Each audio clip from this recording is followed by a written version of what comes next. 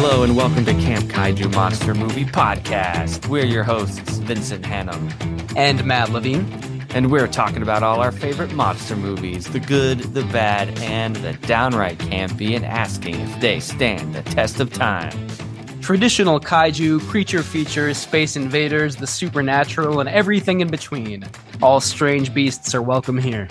Camp Kaiju is sponsored by Zach Linder and the Zach Pack, powered by Coldwell Banker Realty, your source for real estate, home rehab, fixing and flipping for investor clients and residential buyers. Reach out to the Zach Pack today for real estate services. Follow the Zach Pack on social media and contact the Zach Pack for investment opportunities. Hit that link in the show notes.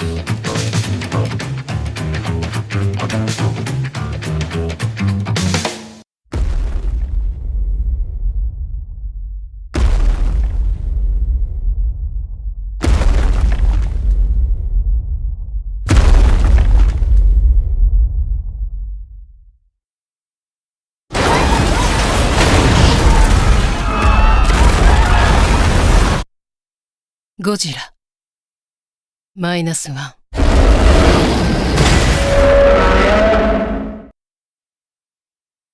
Yeah, thanks for hanging out, friends. Matt, you're hanging out too. We're hanging out here on season 4 of Camp Kaiju. You know, we still got a lot of episodes to go, but it's been an honor to sit down with you every few weeks for 3 years now. Absolutely. Still going strong. I remember when you first asked me to just talk about a movie for 15 minutes on Instagram Live, I was like, oh yeah, that sounds fun. And I didn't know what the future would hold. It's been a pleasure ever since. Absolutely. And, you know, listeners, you're part of that too. And me and Matt, we're going to talk about season 5 plans here in a little bit, but we want to thank you all for listening week in, week out. Please rate and review Camp Kaiju wherever you listen to this show. No offense if you want to just hit pause and stop listening to me so you can hit 4 or 5 stars for us. That'd be great. Only 5. 5 stars only is allowed. Okay, well, Matt's going to hold you to that. I rule with an iron fist.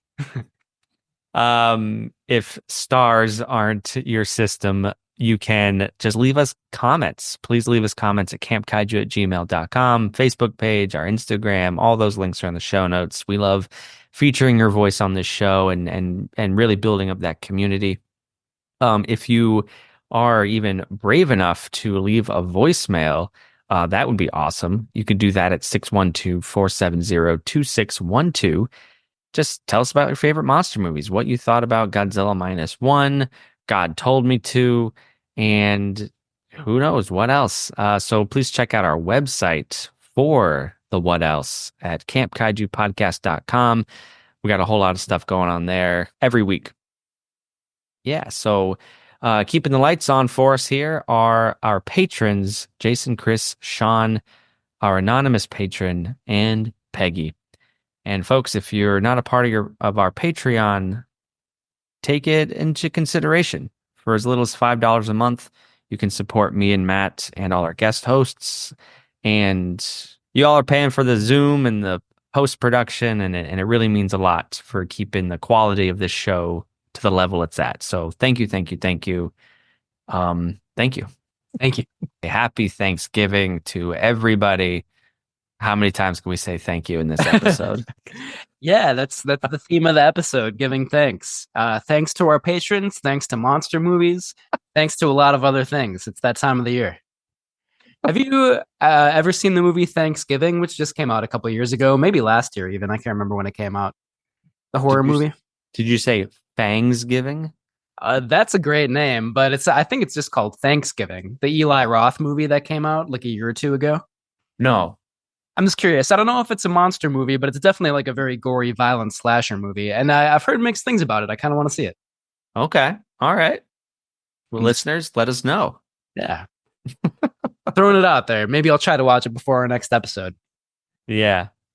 Speaking of holiday monster movies, though, we do have Gremlins coming up in December. A nice classic Christmas horror monster movie there. But before we talk about the future, let's talk about the past. Since last time we had Sean Pryor, the author of Kaiju Unleashed, on our show. Folks, please listen to that episode. Matt, that was a really fun conversation. It was a lot of fun. Sean is just like such a pleasure to talk to. He obviously loves kaiju movies, loves monster movies, and is very knowledgeable about them. Very, just fun to talk to. And his book, Kaiju Unleashed, is really beautiful. So much fun for anybody who loves monster movies. So it was a great talk and a very, very cool book for sure.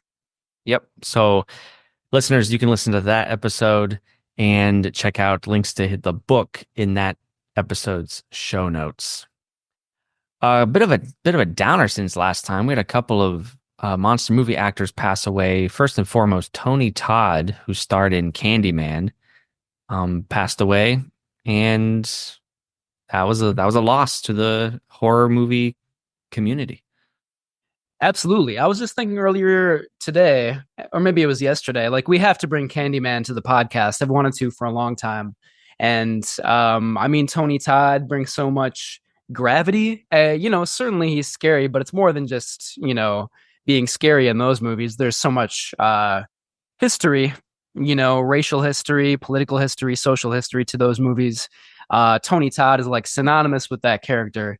Rest in peace to him. We have to bring Candyman to the podcast, if only to honor him sometime soon. Couldn't agree more. I'm very excited. I haven't seen that movie, so if it indeed makes an appearance at camp, I will not complain about that one. Indeed, yeah. And it's like a whole franchise. And like maybe not the best horror franchise out there, but at least the first two, and I would say the remake from a couple of years ago, are all pretty great, in my opinion. Nice. Yeah. Other Well, Jonathan Hayes also died, and if that name doesn't mean anything to you, this you will recognize. He played Seymour in the original Little Shop of Horrors, directed by Roger Corman. Jonathan Hayes was in his 90s. Just rest in peace. A long career, long life, and a classic of the genre. This month we are looking at some movies released in November. Yeah, well, one of the movies on this list we're going to talk about, I'm sure, in our upcoming episode, but we'll get more to that shortly here. The other one that I'll highlight right now is Onibaba, a Japanese movie that came out in November of 1964, so 60 years ago, thereabouts. Really great Japanese new wave horror movie. It's set in kind of like feudal historical times in Japan. There's kind of like a cursed demon mask that's a big part of the plot. But it's also kind of a political commentary on where Japan was at in the early 60s and kind of after World War II in general. I love Japanese new wave horror movies. Onibaba is one of the best. Definitely check it out if you haven't seen it. I'm so excited about that. I haven't checked it out, but I see it on all these lists. Yeah, I will one day for sure. Classic by Kaneto Shindo, a really great Japanese horror director. That's amazing. Another Japanese film I'm going to shout out is from 2004, released in November, Godzilla Final Wars. It's the last film of the Millennium era, and Toho really went out with a bang. It's a monster mash through and through. It's really shot at a frenetic pace. The editing is like, an action movie from the 2000s. So it's like two. But there's martial arts, there's alien invaders.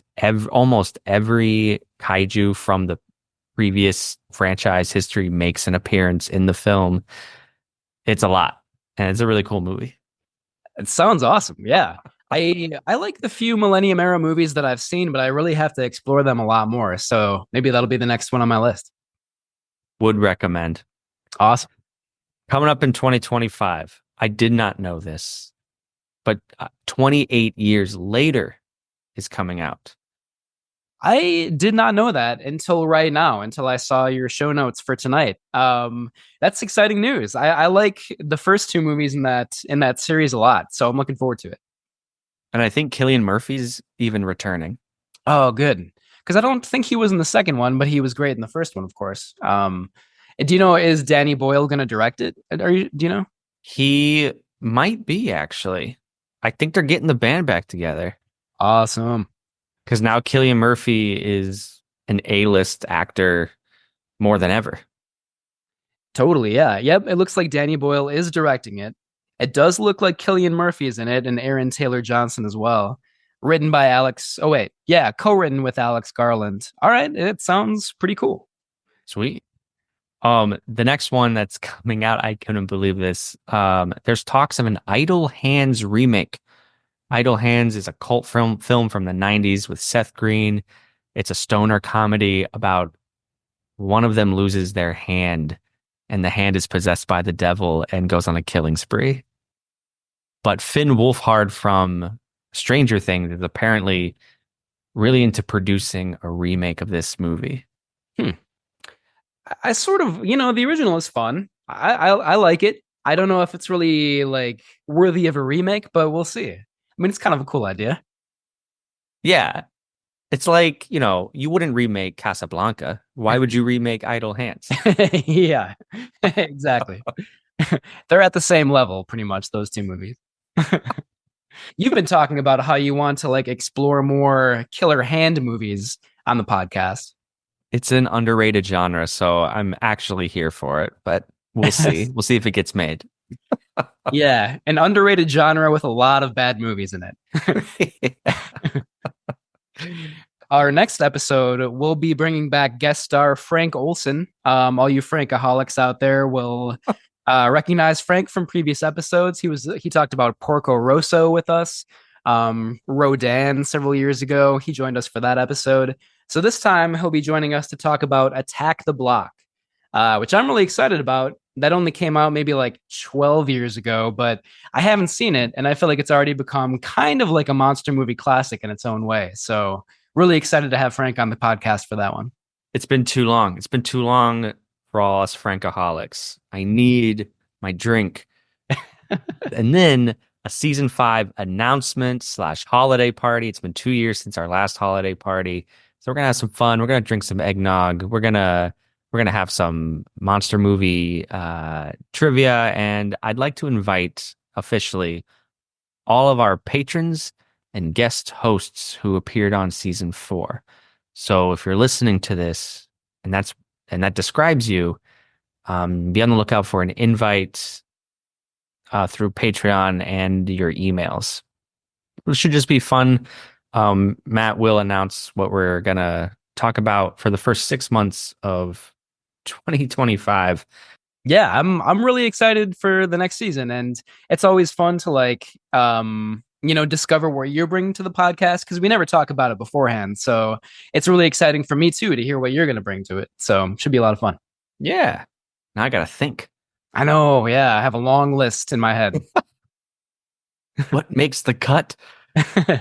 Well, speaking of Godzilla -1, we're going to talk about our personal histories with this film. We're going to get into the production history of the film. We're going to hear from Peter Lorre. We're going to have Naomi Osborn on the show later on, where she's going to hit us with some great trivia. And then we're going to talk about the themes and wrap up the show with our personal reviews and whether or not Godzilla -1 stands the test of time. Yeah, even though it only came out last year, it's already gained quite a reputation. So a lot to pick apart there. Yeah. Okay. Speaking of then, what's your history with this film? Well, I saw it in theaters when it came out about a year ago, in like November, I believe, of 2023. Very acclaimed. Like, there was a lot of like advanced buzz about it, so I was really excited about it. Saw it in theaters. I don't want to give away too many spoilers, but I can understand why it is so beloved already, and yet there is a slight feeling of disappointment for me around this movie. But that's all I'll say at this point. I did not get to see it last year. It came out the weekend of my daughter's birth.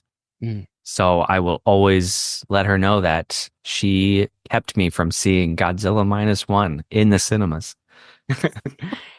That's an awesome story, though. I mean, like that's always going to be the story of her birth. It was Godzilla -1 weekend. It's probably better to say that it was the weekend of your daughter's birth and not Godzilla -1 weekend, but still auspicious timing there. I'll be Definitely. like, happy birthday. It's been X number of years since Godzilla minus one came out. Yeah, exactly.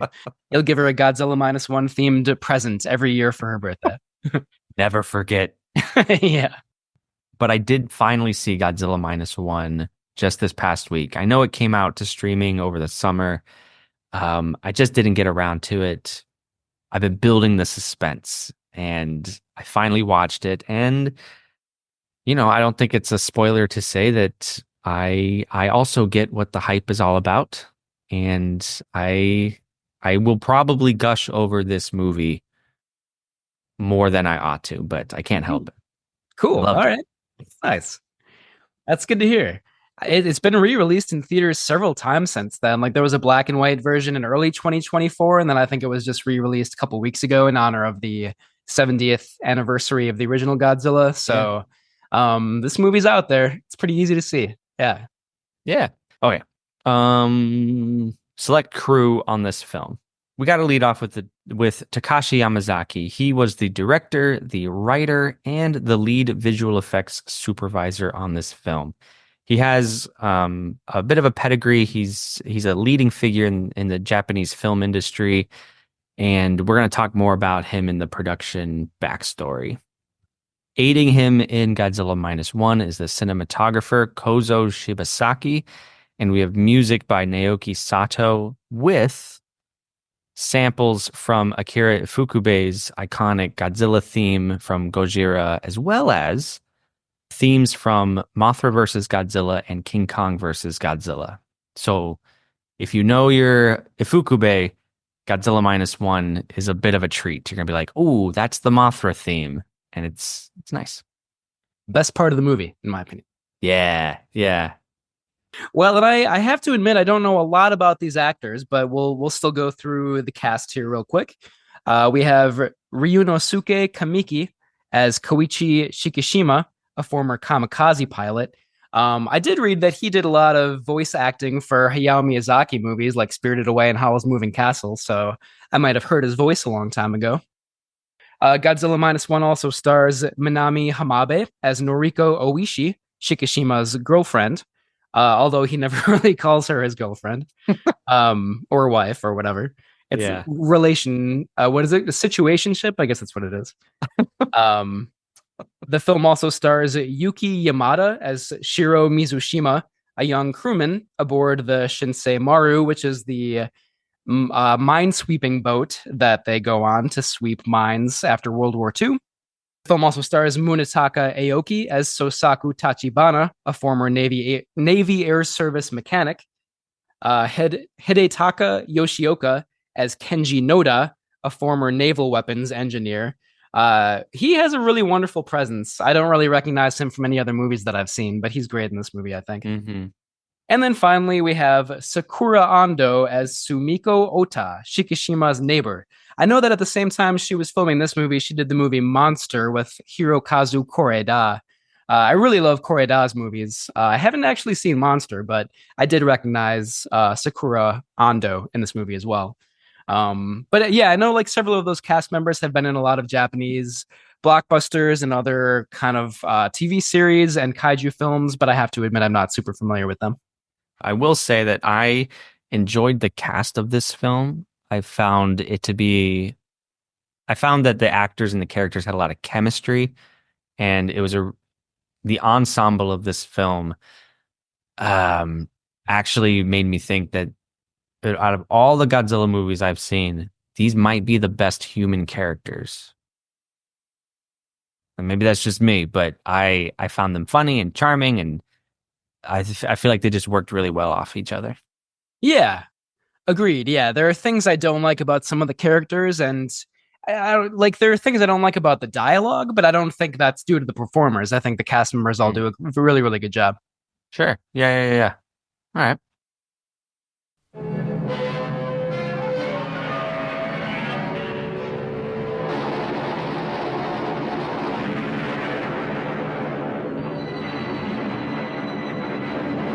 Nothing the screen has ever shown before can surpass the thrills of Ghidrah, the three-headed monster.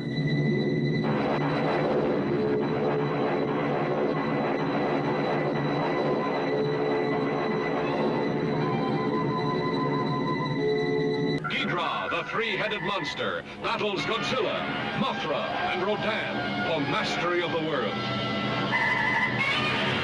Men quake before the terror of their unleashed fury.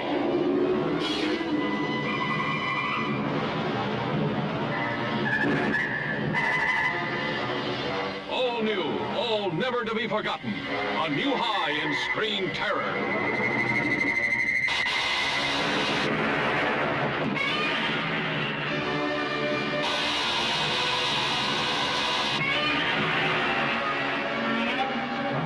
Ghidrah, the three-headed monster.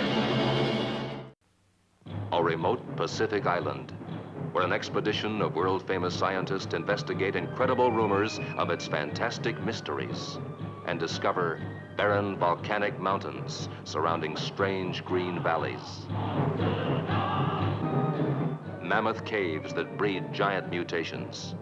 Vampire plants that devour humans. But most astounding of all, the tiniest women in all creation.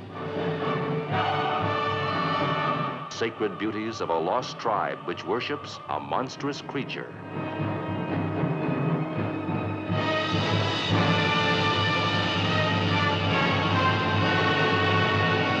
What is the secret of Mothra? What is the bizarre spell that awakens Mothra as these doll-sized girls call to the super god from captivity?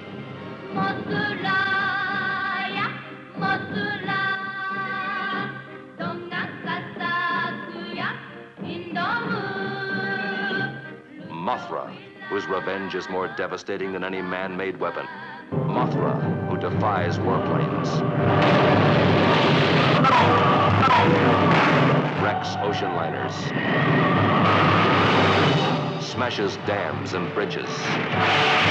Mothra, creating hurricanes. Mothra, enveloped in a shell that no human force can penetrate.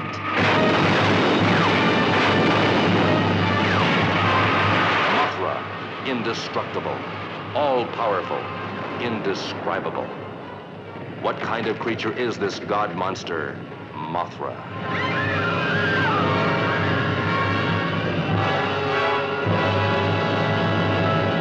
So, following 2016's Shin Godzilla, which was a smash for Toho, execs knew they wanted a follow-up.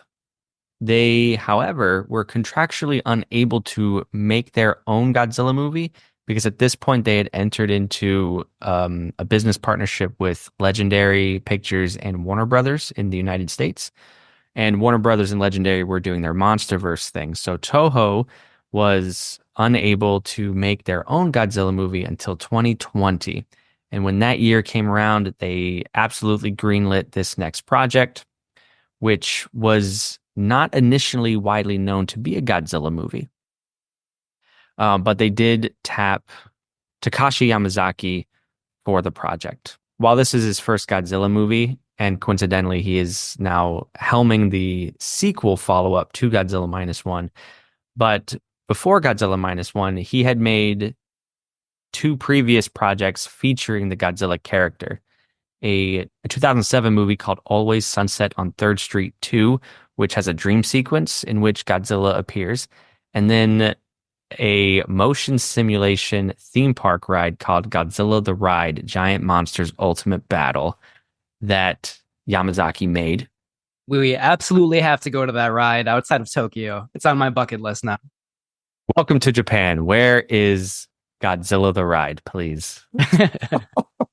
I wonder, well, maybe Naomi can tell us because she was in Tokyo recently, but I imagine they probably have more than one, but I could be wrong. I mean, also, like, probably licensing is very strict, so who knows? Yeah. Yeah. But this particular one, Godzilla the Ride, Giant Monsters Ultimate Battle, I mean, how can you resist that name? It sounds awesome.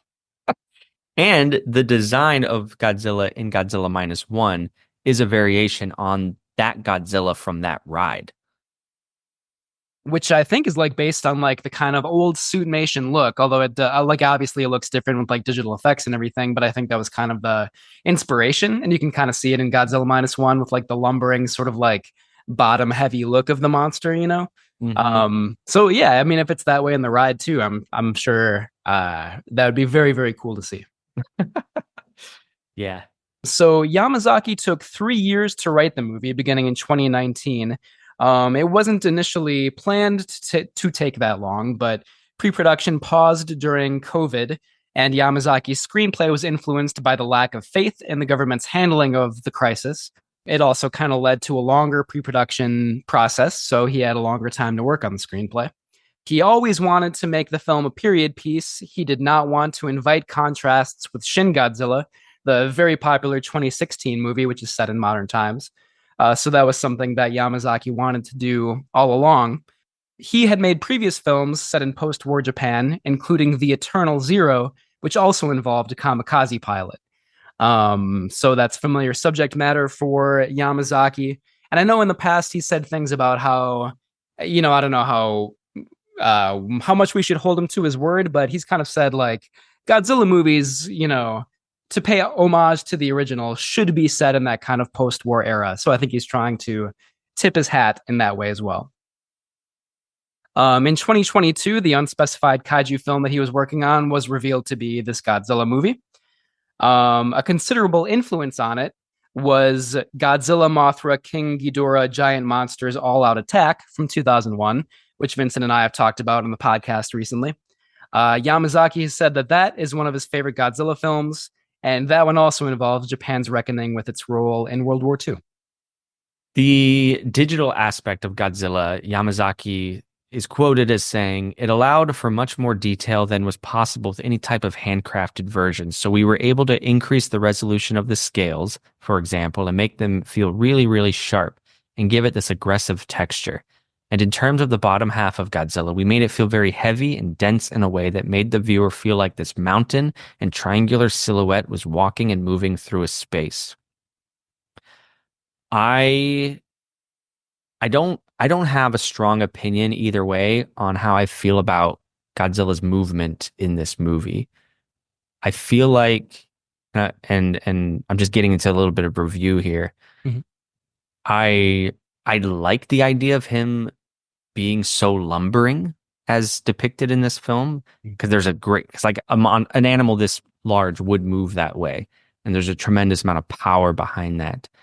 But at the same time, I felt like the effect came off stilted and almost like, this is a computer graphic. It's not moving as gracefully as I would like it to.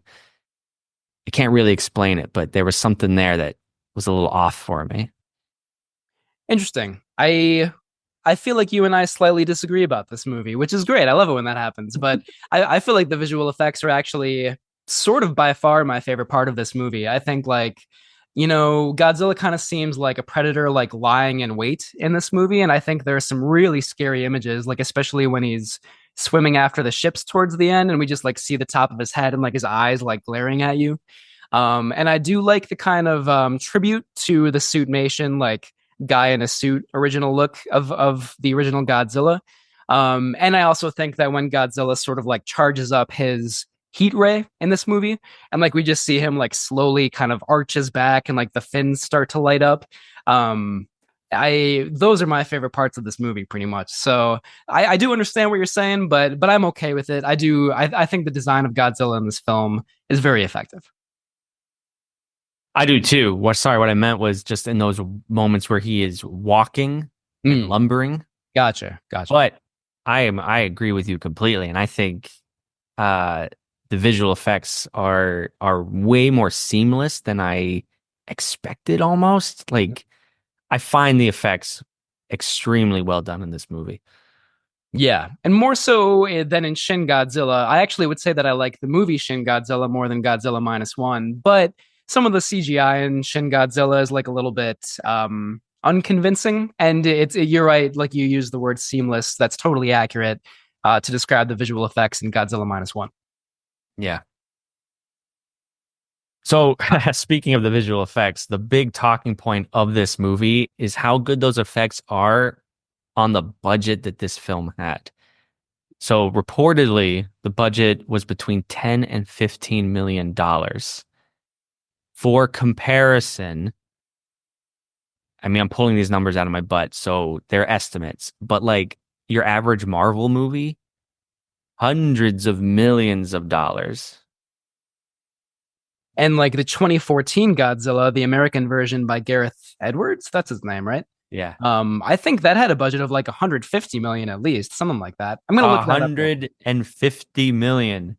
And Godzilla minus one, 15. 1-5.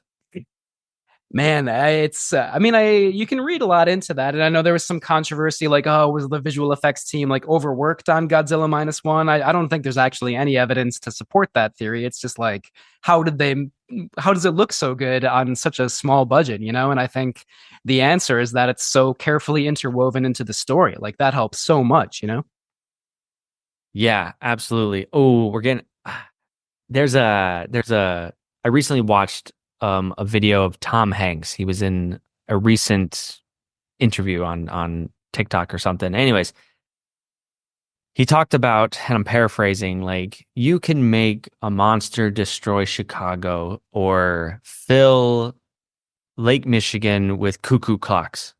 Like visual effects allows us to do anything we can imagine. But what's the story? His point is it doesn't matter how much money you spend on your effects or like whatever you do, if it's not in support of your story, who cares? It's boring. We've all seen it before. Like the imagination is lost in that aspect. So Tom Hanks was actually arguing that story is becoming more important to audiences since the digital revolution, which I love. Mm-hmm. And I see that in Godzilla minus one. I see these effects supporting the grander human story.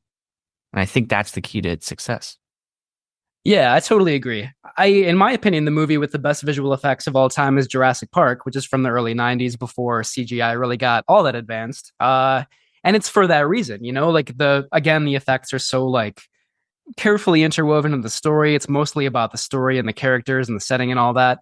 That's why it still works so well 30 years later, you know? Mm-hmm. Mm-hmm. Story, people.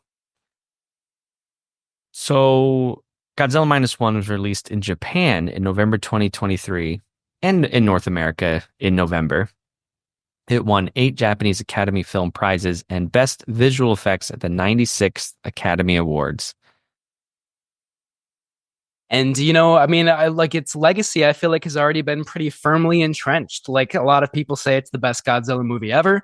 Steven Spielberg said that he saw it 3 times and was obsessed with it. You know, there are a lot more examples, but just broke box office records. It's this has already become like such a huge smash success. Thanks for bringing up the Spielberg point, because I did read a number of noted like Hollywood, you know, blockbuster kings really praised Yamazaki and just like gave credit where it was due. And I just love that idea of, you know, colleagues in the business cheering for each other. Totally, yeah. And Yamazaki said that Spielberg was a big influence on him in the making of this movie. And you can see the influence of Jaws definitely in Godzilla minus one. Almost a little too much. Yeah, I think so too. But it's charming. I like that. Homage / ripoff, whatever you want to call it. So, Matt, I will have criticisms of the film.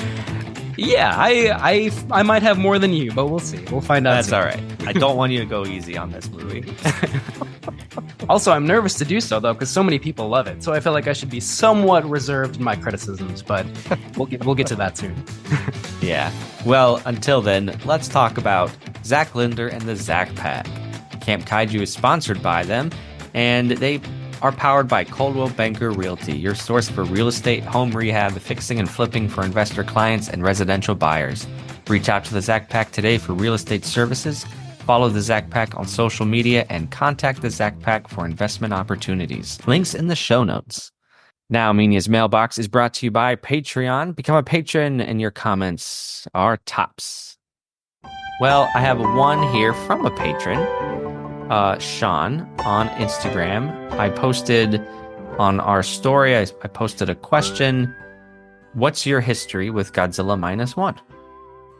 And Sean says, if Godzilla minus one was in real life, the world would know no peace. Okay. It seems accurate. I suppose you could say that about a lot of kaiju movies, but certainly this one in particular. You know, Sean, you always give us something to chew on, so I appreciate that. come to our holiday party, please, Sean. We'd love to have you and hype up your own podcast. So thanks for the support.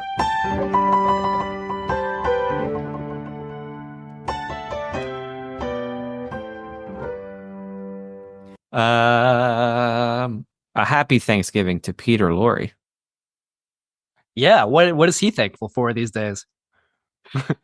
He's thankful that he only has 2 more episodes left, and then he's going right back to the spirit world from whence he came.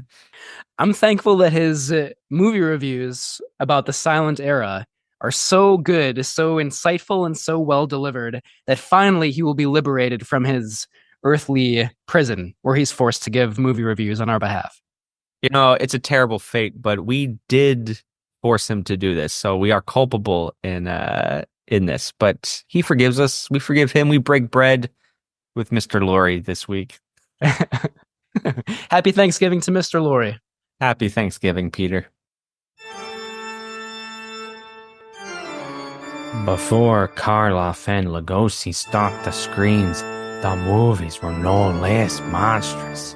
These frightful figures lurked in the expressionistic shadows and danced in the macabre moonlight.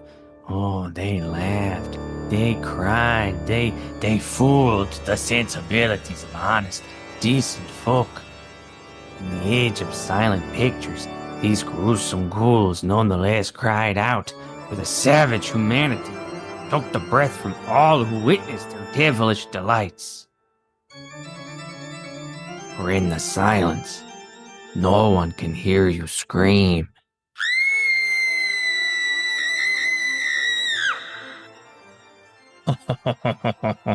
Oh, Pierre, that is a funny joke.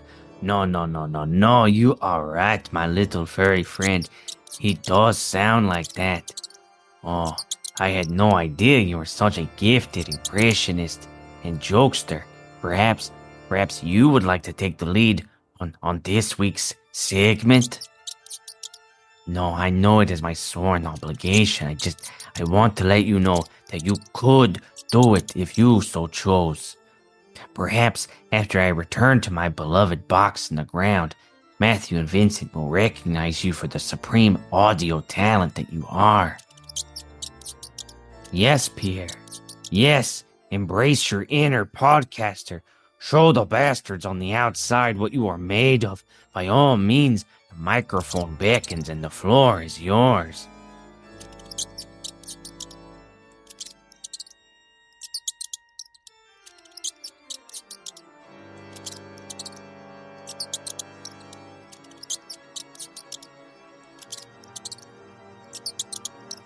Oh, Pierre, that was not appropriate what you said there at the end.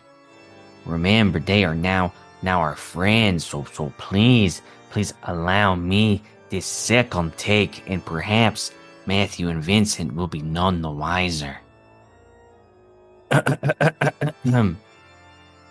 Welcome to Silent but Deadly. I am your host, Peter Lorre. You may know me from such movies as 20,000 Leagues Under the Sea and The Verdict. This week, I bring you the 1923 Universal monster movie, The Hunchback of Notre Dame, starring Hollywood legend Lon Chaney, known as the Man of 1,000 Faces, for his prowess with makeup and physical transformations. Now, this movie is based on the 1831 novel by Victor Hugo, and it tells an interwoven story of love, loneliness, and mad jealousy. Chaney stars as the titular hunchback named Quasimodo. Chaney's makeup for Quasimodo has become legendary in its own right, with the prosthetic hump and the milky white eye and the toothless grin and the physical contortions remaining incredible sights to behold. The movie truly established Chaney as a star and is credited with being the first monster movie in the renowned canon of Universal horrors. The trade publication Harrison's reported after the release of the movie that The Hunchback of Notre Dame is a 2-hour nightmare. It's murderous, hideous, and repulsive. What makes this production a piece of art, however, is the work of Mr. Cheney. The Ghidrah, the characters, the king of the beggars, the mob scenes, the love story all impress one. But the one thing that will stand out in one's memory is Quasimodo. Mr. Cheney's work will live in the memory when all else has faded away. The Hunchback of Notre Dame is an accomplishment of which any producer should feel proud. This hapless podcasting movie critic happens to agree. Next time on Silent but Deadly, we will revisit one more Lon Chaney picture, a weird crime thriller directed by Todd Browning called The Unholy Three. And sweet unholy Moses, Pierre, put down that awful weapon. My goodness gracious, where did you ever get such a large cleaver? No, Pierre, I did not mean to insult you before. You just need to practice a little. No, do not come any closer.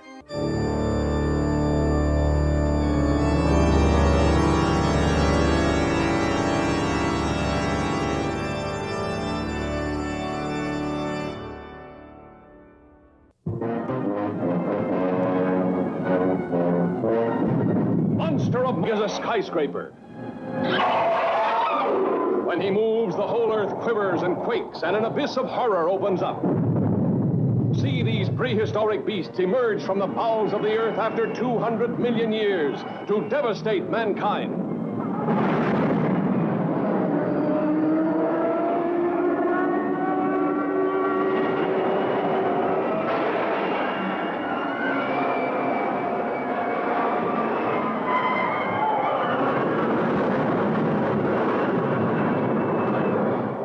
Supersonic jets cannot catch him.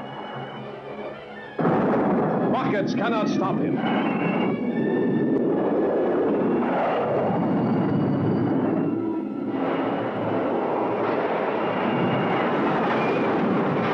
Armored tanks are helpless before him.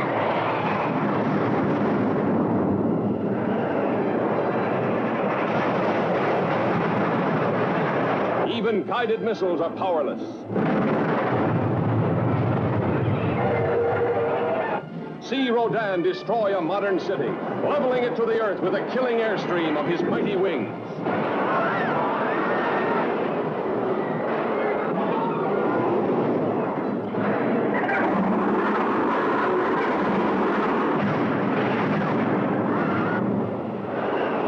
Nothing can stop him. Nothing escapes this monstrous beast of evil.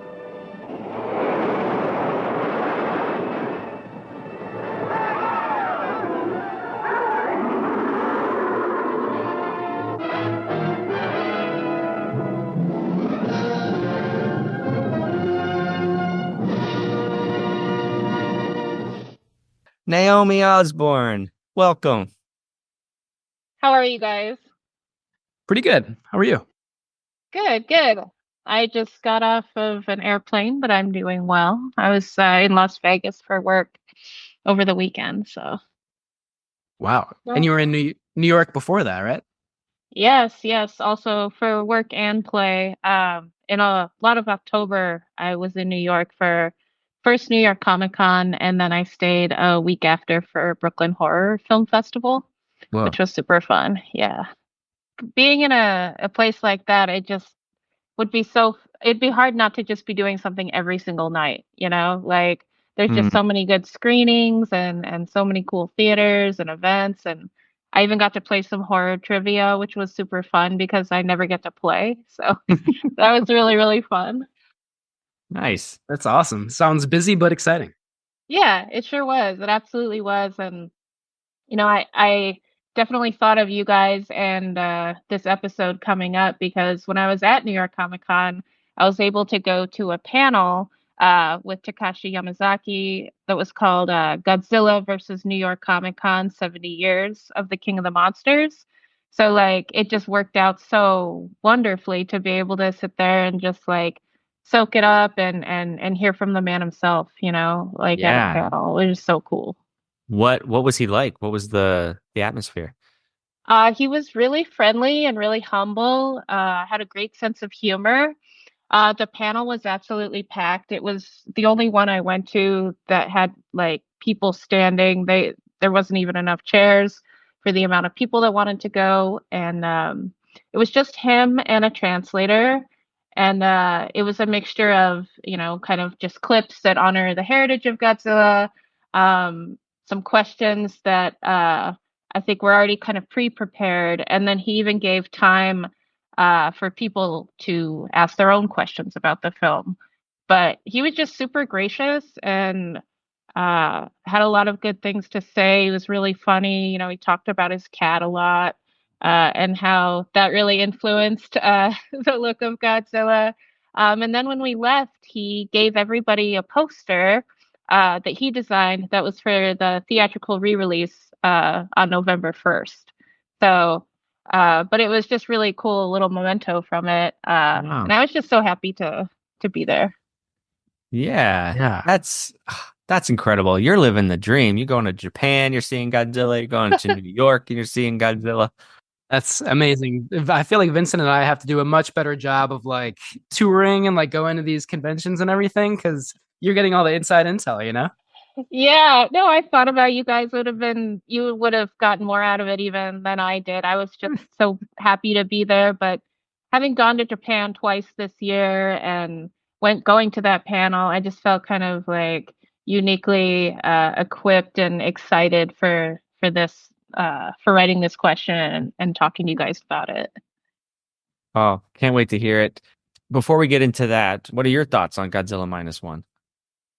Well, it was really fun to watch it. I actually watched it twice leading up to this one. I saw it first in the theaters, but I was very curious to kind of see what that minus color cut was like and what that would feel like because I hadn't heard about that until recently.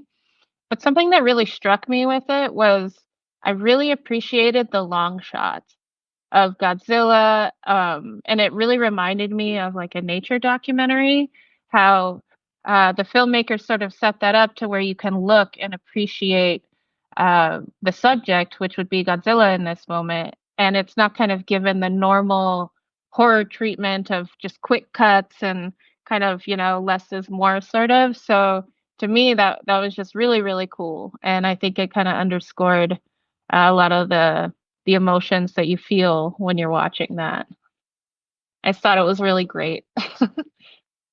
Agreed. Yeah, for sure. Yeah, I'm excited to see kind of how this felt, how much it resonated with people, even just kind of everyday non-nerds, non-kaiju people, and see, what happens in the future and how a franchise like this that is 7 decades old can get this kind of like breath of fresh air. And, even my mom liked this movie, that kind of thing. I just thought it was really great in that way. Something I liked about that he talked about was, so often on film sets, people have their kind of lanes that they stick in. And he's just so talented, as a director or writer, like the effects, like he just considers it all to be part of the same thing. Like it's all filmmaking, he said. And I just thought that was so cool. And, he said that it gives him like more appreciation for what other people do too. Cause he would look at a script and be like, what kind of writer would expect, an effects person to pull this off? Like, ha ha ha, that was him, like, so he just kind of can see all sides of that process. It's pretty cool. The more movies I watch, the more I appreciate those who truly understand like the craft of it. It's just like not everyone can do that. And not everyone can do that at that level. So No, absolutely. To win an Oscar and to just be that creative and that talented, like is kind of unbelievable. It's so cool. And you can tell like he just radiates that he loves what he does, and it's really neat to see that. And the vibe was very joyful, and it was just honestly such a pleasure to see people watching that and enjoying him talk. And um it was just so cool. I really enjoyed it. And hearing a Japanese perspective on it too was also very interesting. He talked about how he feels that there's almost, let's see, there's a quote, there's a concept in Japan called Tatari Gami, which means spirits that bring calamity. So they're good gods and bad gods. And Godzilla, he's half monster, but he's also kind of half of a god. And I think that that's somewhat interesting because he's somewhat like a force of nature in that regard. And it's definitely a sort of Japanese point of view that some gods are malevolent and, not all of them are good. And I thought that that was interesting because I never really thought about that. I always just kind of thought about him as, a dinosaur or something that was affected by, something man made. But to think about a sort of like spirituality to him makes him even more scary and more of a force. Yeah. I love that aspect too. And the original Godzilla, you know, you're hearing the locals on this island, Odo Island, talk about their god, their sea god, Gojira. So that element's in there too. Yeah, I love thinking about the geographic, like just having been in Japan and been in Okinawa and knowing what a big aspect the Pacific Ocean plays in every aspect of their culture and life, and just seeing like that, knowing that that's like where Godzilla came from, and he's seen as somewhat of a force, like a natural force of sorts, much like a tsunami or a hurricane would be. I thought that was really interesting and really cool. I think we kind of see that in Godzilla -1 when he does kind of die at the end, although he's not, permanently dead. The end implies, but like, after he's blown up, after his head is blown up, basically, like all the like military men like salute him, and they're probably saluting Koichi a little bit as well. But I just thought that was a really really good touch. Yeah, absolutely. I agree. And just thinking about the regenerative nature or aspect of nature too, we see what is her name? Noriko with that mark on her neck. And it's basically been confirmed that that is like an effect of like G cells, which implies regeneration, not just for Godzilla the creature, but for the next film. So I think that'll be really cool to see, or at least that was, I think, my interp of it. That's really interesting. I did catch that moment. The camera lingered on this mark. Yeah. I and now that might be why Matt she survives this blast. Yeah, Vincent and I were just talking about that, and it's a moment that doesn't totally work for me, but if it sets up like a storyline for future sequels or future installments, then I'll forgive it in the long run, even if I think it's kind of a little manipulative in this movie, but it does seem to like foreshadow things to come. But I just didn't make that connection at all. So maybe I Well, we missed shall something. see.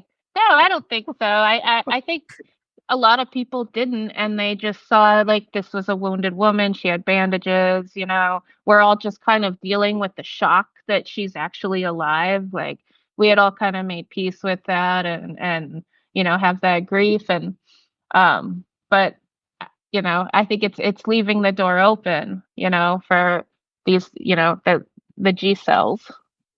G cells. Hmm. I'd love to see Mothra in Yamazaki's world, or if he revisited a standalone Rodan movie. Naomi, have you seen the original Rodan? Yes, I have seen it. I think that that would be really, really cool. I agree. He did mention which one he would like to see redone. Because somebody asked him, there, like I said, a lot of people were coming up with their own questions, and one of them was that. Let me just look. Oh yeah, question. If you can remake or see any previous Godzilla movie be remade, which would it be and why? Yamazaki-san says Godzilla versus Hedorah. I think that's for its time. Hedorah was a very cutting edge kaiju, and thinking about the type of visual expression we can do with technology and how far it's come today, I'm imagining how it would move, and I think that would be a really cool remake. Okay, That's what he said on that. that's cool. Thank you, Naomi, for your reporting on the ground there. Yeah, not a problem. Yeah, I thought about you guys the whole time. I wish you were there with me to soak it up. Thank you.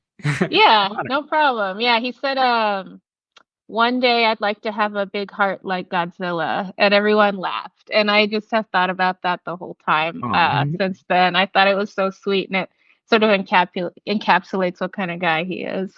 Yeah. Godzilla size heart. Yeah. Sounds like he already has a big heart, you know? A big loving heart, for sure. Absolutely.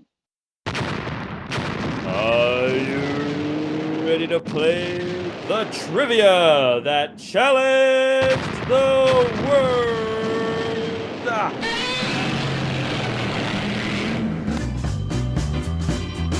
Let's get down to business. What kind of trivia do you have for us this week? All right. So, without giving anything away, I just want to say that the main criticism that I read about this film is kind of what inspired the question. So here we go. In Godzilla -1, Godzilla appears in only 9% of the film's total runtime. This translates to 6 minutes less than its predecessor, Shin Godzilla, and 2 minutes more than the original Godzilla. How many total minutes does Godzilla appear in Godzilla -1? So I'll read that again for you guys. I know there's a lot of numbers in there. But let me read it again. Yeah. You'll have to watch again and just keep a close eye. So let me read that again for everybody. In Godzilla -1, Godzilla appears in only 9% of the film's total runtime. This translates to 6 minutes less than its predecessor, Shin Godzilla, and 2 minutes more than the original Godzilla. How many total minutes does Godzilla appear in Godzilla -1? That's the question. I love a math question. It's great. Unexpected. Yeah. And I'm not even a math person really, but I thought it'd be kind of fun. Maybe some people are more numbers oriented, or, you know, were dissatisfied with the amount of time Godzilla got on the screen and could kind of start their research in that from that standpoint. Or just rewatch the film and see which scenes he's in and go from there. I love that. Yeah, thank you. Yeah, no problem.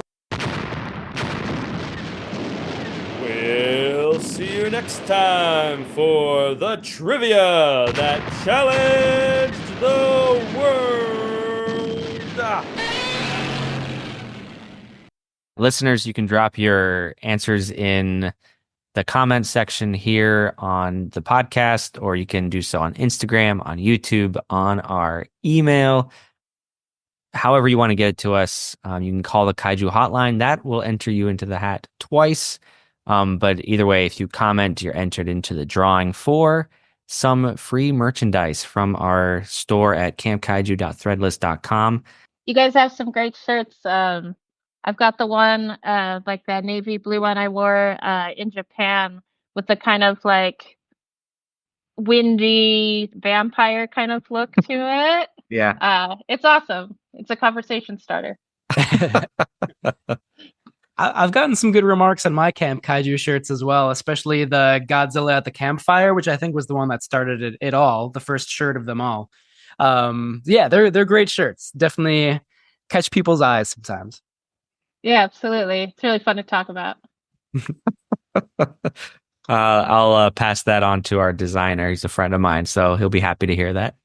Oh, very cool. Very cool. Maybe a trivia night's in store for us. Yeah, that'd be great. You know, it's the first Monday of every single month. So at Indeed Brewery, people can DM me on Instagram to find out about it, or find out about it from Indeed themselves, or hit up the Film Friends movie trivia page on Facebook to stay up on it. But yeah, first Monday of every single month at Indeed Brewery, starting at 7:30. And it's always really fun, very varied. My new format kind of has guest co-hosts coming in because I really just want to share different tastes and perspectives outside my own. But yeah, you guys should do a spot sometime. I think it'd be really fun to have it could be about kaijus, or it could be just about whatever. I think you guys have great taste. It'd be fun to show that off to my trivia community. That'd be a lot of fun. I would love to. Yeah. Cool. Vincent and I will have to, discuss in greater detail at some point. Uh-huh. Yeah, that'd Uh-huh. be super fun. I think that'd be really, really fun. I usually have one person that does, 2 rounds or 3 rounds, but maybe you guys could each do a round, or I don't know. We'll talk about it. See, Yeah. that'd be really fun. I will include the link to your Facebook page in the show notes so listeners can find the info there. But Naomi, this was a pleasure as always. Yeah, absolutely. I mean, I'm just happy to meet really cool people in the community, and it's a true honor. It's good. You guys have a lovely night. See ya. You too. You too. Bye-bye. Okay. Thanks. Bye. Bye. Out of the polluted waters it came, to become the most fearful menace that ever threatened mankind. Feeding, growing ever more deadly on Smog. Only one force dared stand up to its overpowering evil. Godzilla! Godzilla versus the Smog monster. More than 1,600 dead have been reported, while other casualties are expected to exceed 30,000. Can Godzilla save the Earth from this mastodon of destruction?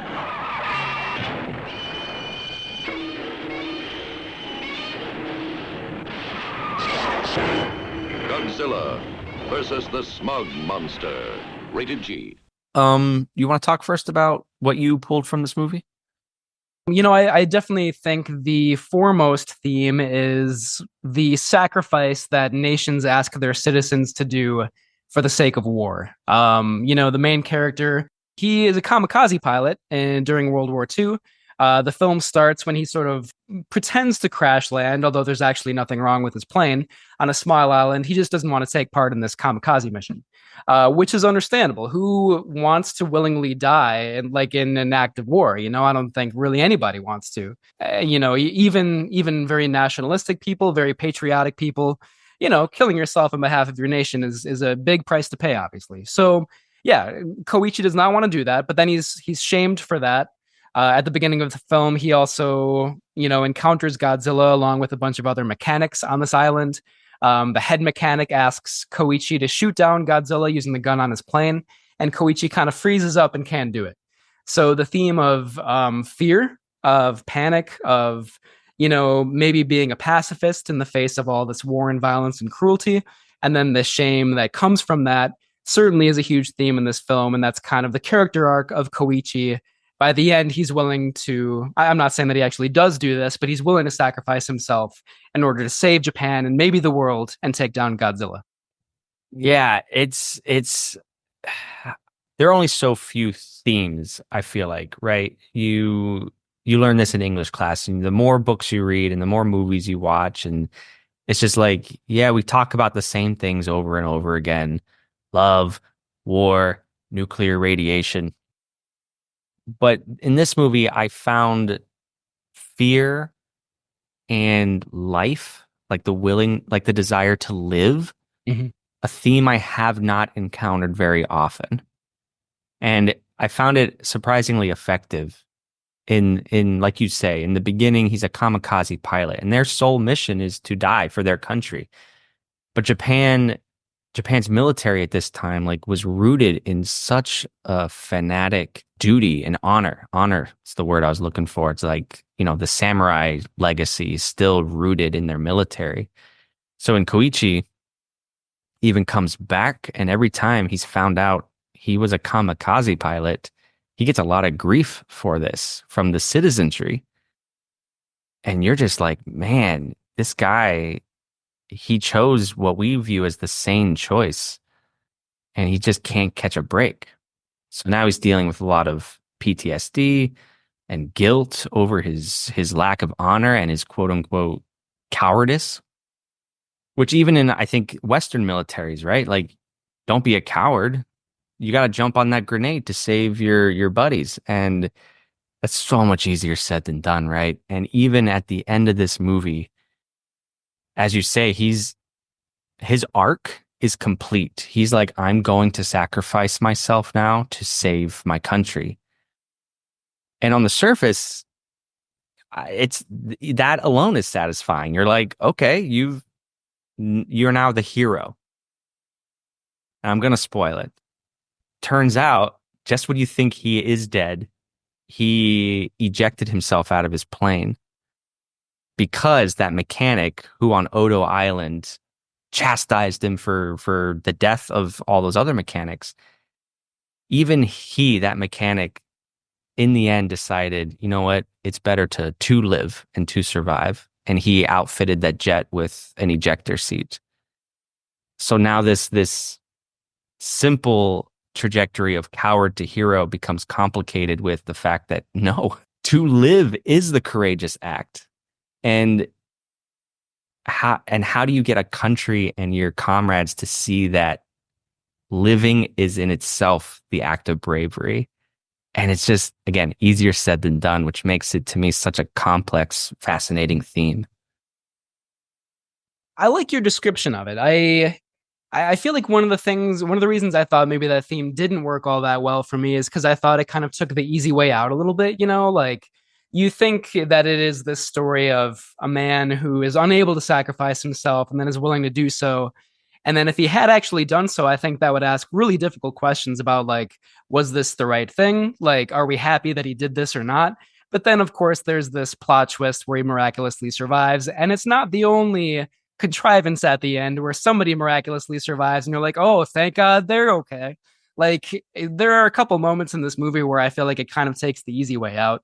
But to hear you describe it, maybe it does complicate it. Maybe it does say, I mean, it definitely does say like living is the right thing to do. Like, so I'm kind of rethinking my initial criticism of that. I do still feel like the plot contrivances don't totally work for me. Like, I feel like the audience is being jerked around a little bit.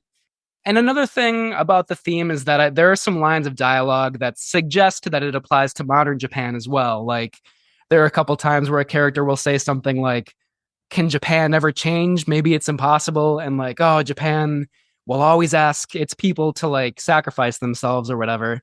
And it's like, I want more elaboration. What exactly do you mean by that in the modern context? Like, maybe that would be a little bit more apparent to a Japanese viewer, but for me, it was like, oh, I feel like that's implying that this still is a relevant theme in modern Japan, but I don't know what it means by it.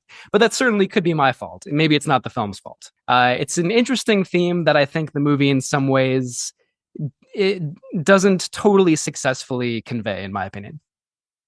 Yeah, and I do hear you about the contrived miracles. Yeah. Especially what's her name? Surviving essentially an atomic blast. Right. Yeah, I mean, there's a lot of melodrama in this movie. Maybe not totally a bad thing, but it doesn't always work for me. Well, that's what I was going to say. I mean, and this is, again, a beautiful contrast between you and I. The melodrama worked for me in this movie. And even though those unexpected survivals, I think Koichi's survival subverts a theme. So I'm really good with that. But you're right. I think his partner's survival is a tad further into the realm of incredulousness. Mm-hmm. Be that as it may, at that point in the film, I feel like they've earned it. It's the heroes are alive and Godzilla is defeated, and so Yeah, you're right. I mean, this isn't the kind of movie where they're going to have a totally bleak ending where like all the characters die. Like, yeah. But 9 times out of 10, I'm with you. And I would rather us not have a happy ending, quote unquote, and let's sit in the uncomfortable pain that is life. But I don't know. This time I was like, I feel like they've earned it. I'm okay with it. Yeah, it's definitely crowd pleasing for sure. This final mission will decide the fate of the human race. This is Operation Final War.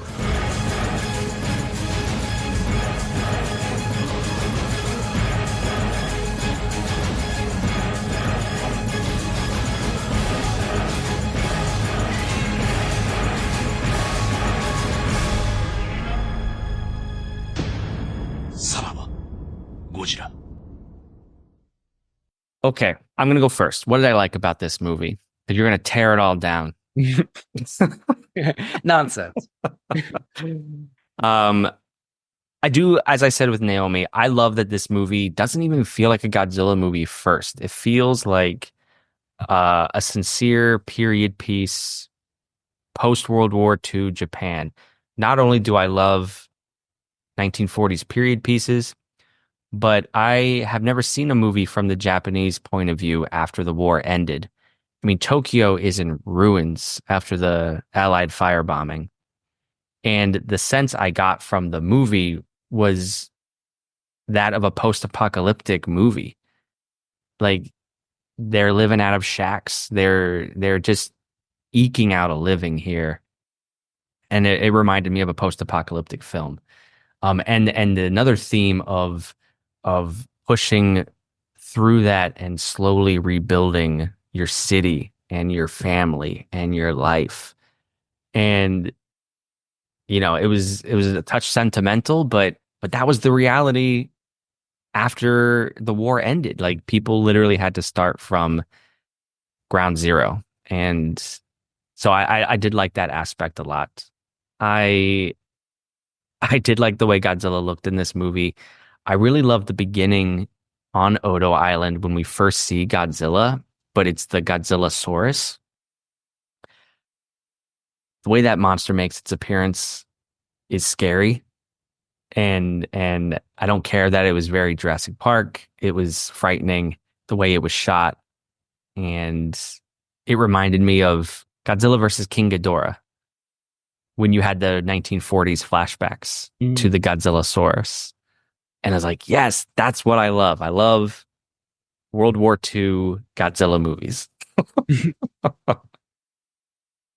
Totally. Yeah. I was thinking of Godzilla versus King Ghidorah too, which is one of my favorites that we've talked about so far. I'd be a little bit nervous if he remade that just because I love it so much. But no, I thought about that movie too. I think World War II and kind of like harkening back to the 1954 original, like it just brings back that sense of like nostalgia and also like thematic depth and just like a sort of serious real world context, you know? Mm-hmm. I didn't mean to interject. Are you done with your good category? Yeah, I'm done. Okay. So yeah, totally agree with everything you said. With like the themes, one thing we didn't talk about is that the Godzillasaurus is, of course, affected by American nuclear bomb testing, and that's what makes it grow in size and have this like radioactive superpower. So still that theme from the original of, the American military meddling in Japan's affairs with like hugely disastrous consequences is still here in Godzilla minus one. And then there's the theme too that the United States doesn't really want to help because then it's going to be like misconstrued by the Soviet Union. Like, why are they like, hanging around Japan? So like America is just like, we're not going to help. You deal with it in Godzilla minus one. So I like that thematic aspect of it too. Even if some of the themes of sacrifice and guilt and shame aren't totally effective to me, I'm happy they're here in this movie. Like it has things to say, it has character depth, and I obviously appreciate that.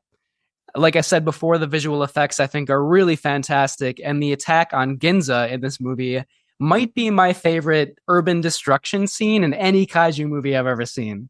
Like there are some that are like kind of campy and cheesy and fun.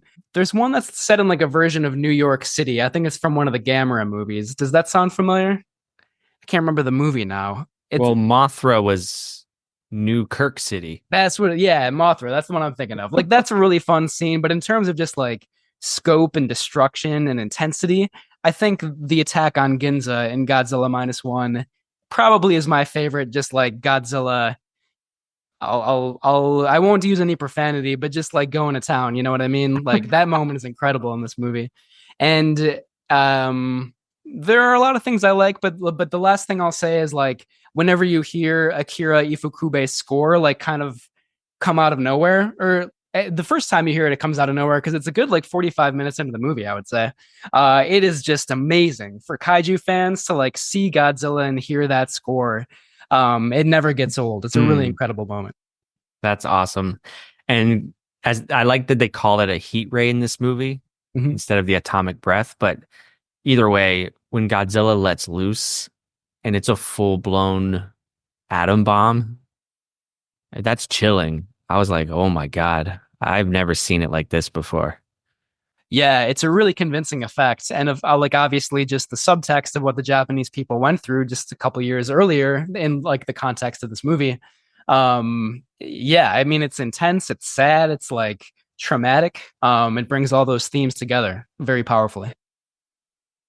Um, what I didn't like about this movie, and even there's very few. I'm stretching here. I admit that. So I'll leave the hardball criticisms to you. There was one moment that took me out of the film. Noriko's on a train when Godzilla attacks, and Godzilla rips into this train and lifts the train car with Noriko in it. And Noriko is like hanging from a bar, suspended over the water. And in that moment, that was a moment where I thought, okay, yes, we can do these effects. Like Tom Hanks said, we can do anything we want. But I'm borderline not believing this moment. It seems too action-y. It just, I don't know. It didn't seem rooted in the realism that we had established for her to, you know, fall to the bar and then fall into the water and then survive. And then it was like one step too far and too over the top, I guess. Does that make sense? Yeah, for sure. She has some incredible upper arm strength if she can like stay hanging from that bar like that entire time when like the train is being like whipped around, you know? Yeah. It's unconvincing and it feels kind of gratuitous. And then also like she falls into the water and then like very shortly thereafter we see her on the street and like her clothes are wet and like her hair is wet so we can kind of understand what happened, but still it's a very jarring cut. It's like, wait, she just fell in the water. How did she get up here, you know? So the editing maybe is not great at that moment too. Yep. We mentioned the Jaws stuff before. I didn't hate it. And that's not actually a criticism. I just thought about Jaws. And I was like, I don't know. I don't want to be thinking about Jaws in this moment, but damn, it looks really good though. And it's really effective. And it's just as scary as when the shark is after Quint and the gang. So it's fine. But yeah, A little derivative at times, maybe a little. Yeah. Yeah, for sure. Yeah. All right. What do you got? So I really, overall, I do like this movie, but I don't love it as much as many, many other people seem to. And I think like the main thing for me, at times this comes dangerously close to like a Godzilla version of like Oscar bait, which I know is weird to say because it is the only Godzilla movie that actually won an Oscar, but it's for visual effects. But what I mean for that is it's kind of like a prestige movie or like a message movie that Godzilla happens to be in. And when I say Oscar bait or a prestige movie, I think of like the bad ones like Crash or Green Book, where like, the themes are just laid out very obviously on the surface, where there's even dialogue that's like, this is the theme of the movie. Like, like all the stuff about like the war's not over for me yet. I like literally rolled my eyes every time they said that in this movie. Mm-hmm. And I think the reason it seems kind of like prestige or Oscar baity or messagey, like I think again, it's like the contrivance and the melodrama. You feel kind of jerked around as an audience member a little bit, like not only with Koichi ejecting at the last moment and surviving, and then Noriko somehow surviving. And if that does become a plot point later in the franchise, then then I get it. But it's not only those things, it's also like the adorable orphaned girl. It's like, like Koichi's not the only sort of underdog hero who comes in to save the day at the last minute. There's also like the kid, as they call him on the minesweeping boat, who like they tell him like, oh, you're too young, you can't fight with us. And of course, he and all these like tugboat captains like come in at the last moment to like bring Godzilla back up to the surface.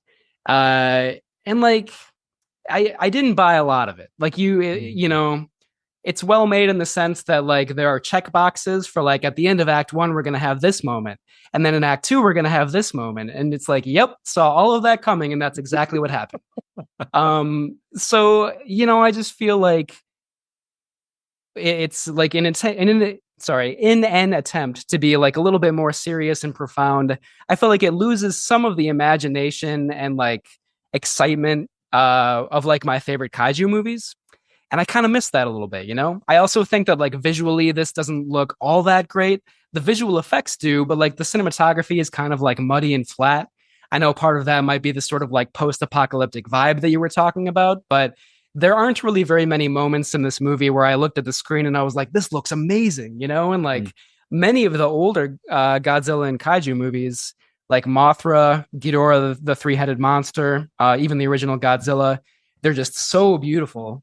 And this one feels to me kind of just like unspectacular visually a lot of the time, which is weird because like it should be spectacular. It's a giant monster, you know? So um yeah, so I know I said I wasn't going to be too scathing, and maybe that sounded a little bit scathing. Yeah, it's like kind of like a middle brow movie in some ways, but like it's a very good one, very well made. I just don't love it as much as a lot of other people do. You know what's the funny thing is though, like I don't disagree with any of that. The tugboats at the end, I did roll my eyes a little bit because it's a Deus Ex Machina, right? And I'm like, okay. But there's something about it that just worked for me. So that just comes down to a matter of taste, right? Yeah. But I do 100% agree with those check boxes that you're talking about. Yeah, and I like a good like crowd pleasing adventure. There's nothing wrong with like you like laughs and like tugging at the heartstrings and everything. But in this movie, it feels a little bit like uneven because you have those moments, but then you also have like deep themes of PTSD and sacrifice, and like it doesn't always mesh very well for me in this movie. On that note, then, was there anything campy to you? Yeah, yeah. Again, it's like the moment when like the kid and all the tugboat captains come in, and then I think like the older guy, the another guy on the minesweeping boat, I forget the character's name, but he even has a line of dialogue that's like, "Attaboy, go get him," or something like that. It's like, do we really need that? Come on. It kind of reminded me of like in Independence Day when Randy Quaid's like drunken drug, or what is it? Like crop dusting pilot like saves the day or whatever, you know? It's like that all over again a little bit. So Oh, I totally thought that too when Koichi goes flying right into Godzilla's mouth. yep. Yep. So like, and Yamazaki, he's upfront about all of the influences, right? Jaws, other Godzilla movies, and it's there. At least he owns up to it. But Yeah. but I have criticized other movies for being copycats of other films. So I get it. Yeah, that's fair. Yeah, it's some of them are campy fun, some of them are like campy eye roll. I don't know if you need this, you know? Right, right. I found this movie to actually have more humor than I thought it would Mhm. in the dialogue. There's a lot of dry humor in this movie, which is like I love that kind of humor too. Like the first time the Godzillasaurus shows up and the mechanics, they're all on the island. It's basically an oh shit moment. Yeah, that whole opening scene is really good. It's very effective. And then Koichi's reading about the minesweeping boat and it's state of the art. It's going to be really, really protective of mines. And then he shows up at the boat and it's made of wood. And he's like, what? Another Jaws moment, I would say. You know what I mean? Yeah. Yeah. So it was just like a lot of moments like that. Yeah, I found humorous. Definitely, yeah. And I think like also the Navy doctor, like the scientist who hatches the plan to get Godzilla. There's some campiness to that too. Like he reminds me of the Dr. Mafube in Terror of Mechagodzilla, like the wild-haired scientist. Totally, yeah. Yeah, for sure. And I feel like that, not to, this is a deep thing that we haven't totally gotten into, so I'll just barely touch on it real quick. But like, I feel like that kind of negates the political commentary a little bit because like, he's like the Navy overseer of this project, and he's this like nice, adorable sort of like father figure, So it's hard to really believe that the Japanese government is like, out to sacrifice its citizens when this guy is like so lovable. But there is some campiness to his character, and he is very entertaining a lot of the time. Yeah. All right. On that note, let us give it our final rating. Yeah, as always on Camp Kaiju, we have 4 different rankings. Number 1, it's a timeless classic and definitely stands the test of time. Number 2, there may be some antiquated moments, but overall it's great. It stands the test of time. Number 3, it may be historically significant or just fun, but it does not stand the test of time. And our lowest ranking, it is not worth revisiting and definitely does not stand the test of time. Well, I know you go first. Okay. It's my episode, so I'll finish this off. Yeah, totally. You'll have the last word. I know my criticisms sounded a little scathing, but I would say overall this movie is good to great, and it will stand the test of time. I'm going to give it our second ranking. I don't know. It's maybe too early to say there are antiquated moments, but I do think there are like manipulative or like kind of cheesy melodramatic moments. But yeah, I mean, it's a beloved movie. There are so many moments that like are really fun, really effective. There is thematic and character depth here. I'm slightly surprised by how much everybody loves this movie. It's not probably even among my top 3 favorite Godzilla movies, but yeah, it'll stand the test of time for sure. I agree. I will say it's a timeless classic already. There's no other Godzilla movie like it. You could say the original it's the closest in terms of like the story and the time period. So I see this having a longevity to it. Yeah, I was just taken by this back to basics approach of the film, investing in its characters, its human characters. I honestly think this is the best human cast I've seen in a Godzilla movie. And I love period pieces. So for me, it stands the test of time. I will revisit this movie. Maybe not often, but it's in my top tier, I think, of Godzilla films. Nice. I think we ended up being closer in our opinions on this movie than I thought we were going to. Which, I mean, but we had like interesting sort of like divergent opinions in some way, but I think we kind of came out in the end on similar ground. You know what I mean? Yeah, I don't think it's a perfect movie. Like you said, I agree with all that. But for like a Godzilla movie, it's just I don't know. But also I think audiences, when you give them something quote unquote serious, like what did Batman Begins do to the Batman franchise? People were like, "Oh my God, this is so Oscar worthy." It's right. It's the exact same phenomena. Mm-hmm. Yeah, that might be both a good and a bad thing, I would say, Totally. Yeah. And then it'll get played out, and then eventually Toho will go right back to campy guys in rubber suits. It's a cycle. Yeah. And I'll probably be really excited when that happens.